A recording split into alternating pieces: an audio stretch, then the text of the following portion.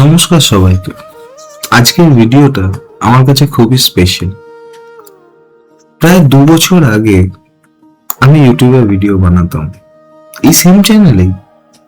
তখন আমার চ্যানেলে প্রায় 200 সাবস্ক্রাইবার ছিল, কিন্তু আমি কনসিস্টেন্সি রাখতে পারিনি।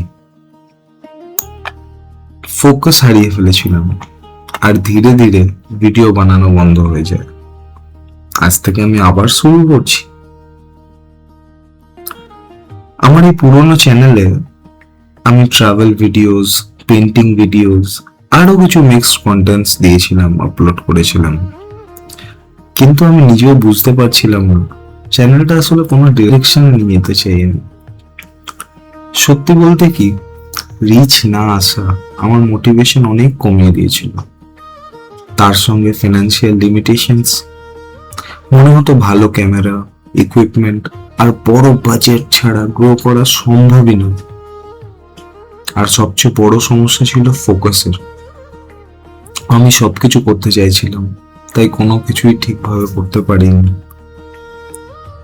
গত 2 বছরে অনেক কিছু বদলেছে। আমার কাজ, নতুন অভিজ্ঞতা সব হয়েছে। ফিটনেস নিয়ে ভাবছি এখন, নিজের ফিনান্সেস ম্যানেজ করছি। আরেকটা জিনিস বুঝেছি, কন্টেন্ট খুঁজতে বাইরে যাওয়ার দরকার নেই। আমার নিজের জার্নিটাই কন্টেন্ট। এই চ্যানেলে আমি শেয়ার করব আমার daily life, career journey, fitness progress আর আমার ফাইন্যান্স ম্যানেজমেন্ট। আজ থেকে আমি একটা চ্যালেঞ্জ নিচ্ছি। আমি এই চ্যানেলে কনসিস্টেন্ট থাকবো। 200 সাবস্ক্রাইবার্স থেকে আবার শুরু করে কত দূর যাওয়া যায়।